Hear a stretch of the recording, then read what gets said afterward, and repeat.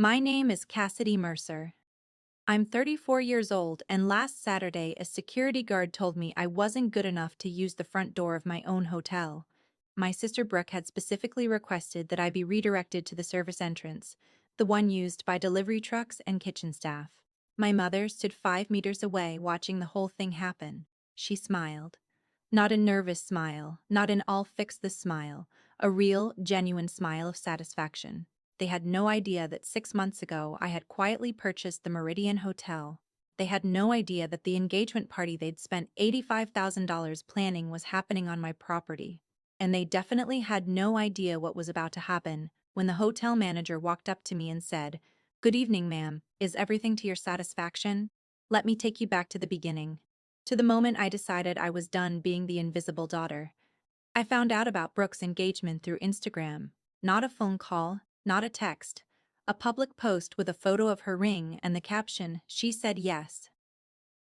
3 days later, my mother finally called, but not to invite me.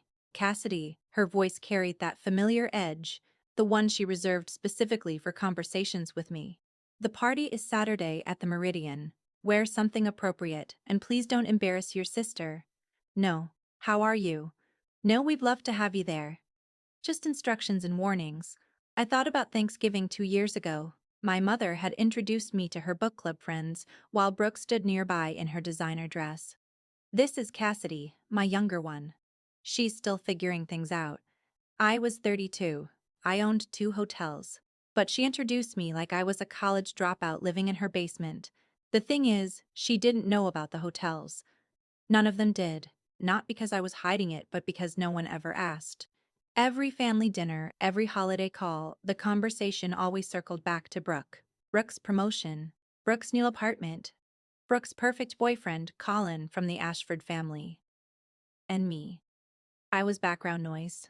What my mother didn't know, what none of them knew, was that 6 months earlier I had finalized the purchase of the Meridian Hotel, the same hotel where my sister was about to throw her lavish engagement party. I hadn't planned it that way. When I acquired the Meridian, I didn't even know Brooke was dating Colin. But fate, it seems, has a sense of humor. The favoritism didn't start with Brooke's engagement. It started the day I was born, 2 years too late, apparently, to matter. When Brooke turned 25, my mother gave her $40,000 for a down payment on her first apartment. "You're building a life," Mom had said, beaming. When I turned 25 and asked for a loan to buy a small bed and breakfast upstate, she laughed. "Cassidy, that's not a business plan, that's a fantasy. I took out a bank loan instead. 18% interest. It nearly broke me that first year. But I made it work. Then I bought another property. Then another. Nobody asked how. Nobody noticed. My phone buzzed with an email from Garrett, the general manager at the Meridian. He needed to inform me about unusual requests regarding guest access for Saturday's event. I opened the attachment. There it was, in black and white, a list of names flagged for alternative entrance routing. My name was on that list. Next to it, in Brooke's handwriting scanned into the document, "Cassidy Mercer, sister of bride. Redirect to service entrance if she appears. Do not allow through main lobby under any circumstances." I read it 3 times, then a fourth.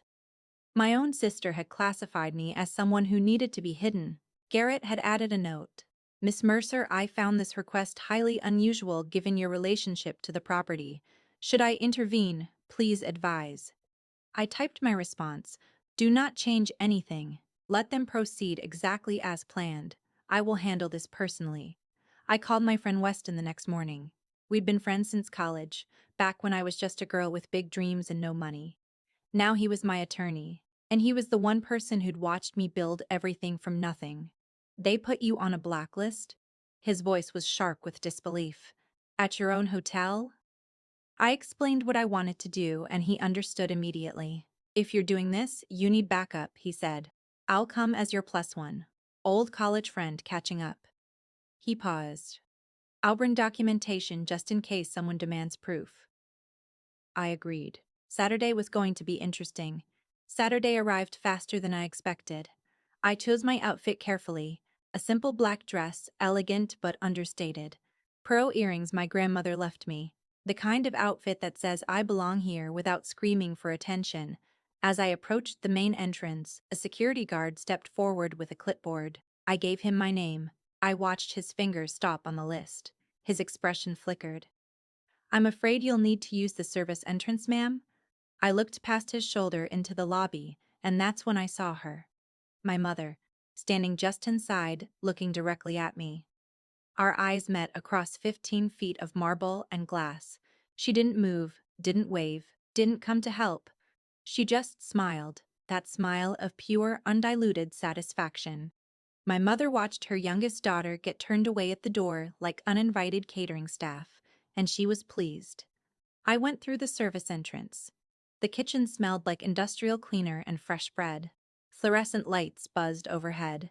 As I pushed through the heavy door, staff members noticed me one by one.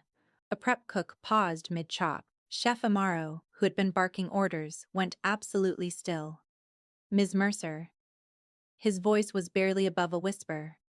I kept my voice calm. "Tonight, I'm just a guest. Carry on." I walked through the kitchen and pushed through the door into the ballroom's back corridor. Time to join the party. The ballroom was breathtaking. Gold-draped tables surrounded a central dance floor. A string quartet played in the corner.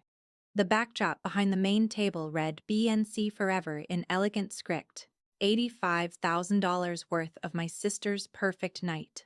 I slipped along the wall in my simple black dress, invisible exactly as they wanted. Then came the toasts. Brooke glided to the small stage, every inch the blushing bride-to-be. She acknowledged her sorority sisters, Colin's family, and of course my incredible mother. "Mom, you've been my rock, my inspiration. Everything I am is because of you." Then she added, almost as an afterthought, that some people in the room had overcome personal challenges. Her eyes found mine for just a moment.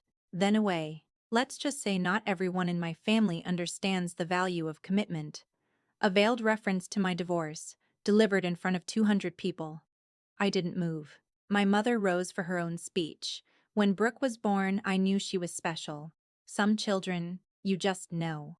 She raised her glass toward the Ashfords. "To your wonderful son and to the extraordinary woman he's chosen." A woman at a nearby table leaned toward her companion and whispered, "I thought there were two daughters." My mother heard it. "Brooke is my pride," she said smoothly. "Cassidy is still finding herself." The dismissal hung in the air. Nearby guests shifted uncomfortably. At the bar, I saw Weston's jaw tighten. I gave the slightest shake of my head. "Not yet." When Brooke finally cornered me in my quiet corner, her smile was thin. "You actually came." She made a comment about the Ashfords being traditional people who valued success and achievement, implying I didn't fit that picture. Then, as she turned to leave, she paused. "By the way, how did you get in?" "I specifically told security." She stopped herself, but not fast enough. "You specifically told them what, Brooke?" Her cheeks flushed. "I used the service entrance as requested," I said calmly. Just behind her shoulder, I noticed Colin watching us. His expression was troubled. Then Garrett appeared, approaching with the polished calm of a man built for exactly this kind of moment. "Miss Mercer," he said clearly, loud enough for nearby guests to hear, "I need your authorization regarding the seafood. The Atlantic salmon arrived with quality concerns. As the owner, I need your approval to substitute with the king salmon from our reserve." The word landed like a stone into still water. "Owner." My mother's champagne glass tilted dangerously in her grip. Brooke had gone pale beneath her carefully applied blush. Silence swept the room like a wave. I kept my voice level. "The king salmon will work, Garrett. Tell Chef Amaro to adjust with the citrus reduction." He inclined his head and retreated. The click of his heels on marble echoed in the silence. Margaret Ashford, Colin's mother, rose from the head table and walked toward us with the measured stride of a woman who had never needed to hurry. "Did I understand correctly?" she asked, looking directly at me. "You own this hotel?" "Yes, Mrs. Ashford." "Along with three others." The silence that followed was absolute.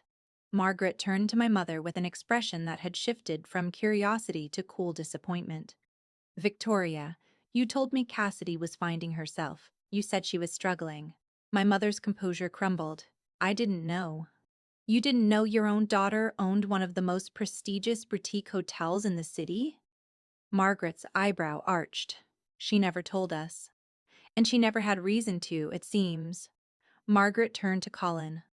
We need to talk, tonight. Weston materialized beside me, producing a leather folder from his jacket. I happened to bring the relevant documentation, he said crisply. Margaret reviewed the pages with practiced efficiency. The Meridian Hotel, she read aloud. Acquired 6 months ago. Full ownership transferred to Cassidy Renee Mercer. No outstanding debt, no partners, sole proprietor. She looked up, fixing my mother with a gaze that could have frozen champagne. And you had her use the service entrance. My mother grabbed my arm as Margaret walked Colin to a private corner.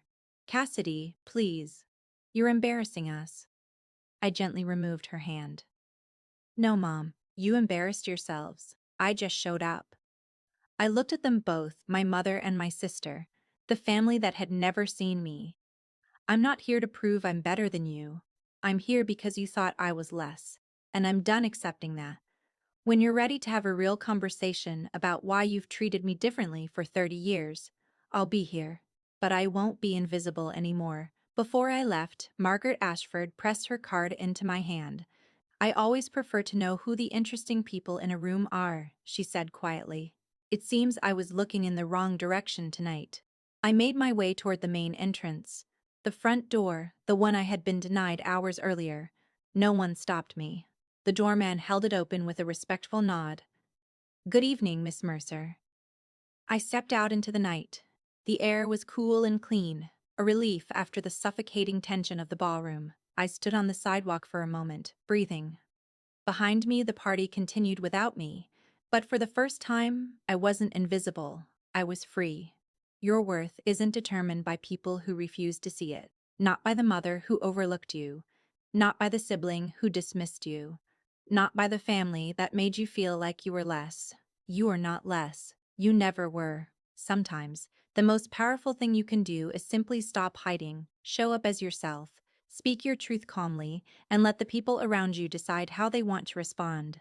This is Cassidy Mercer, and I am no longer the invisible daughter.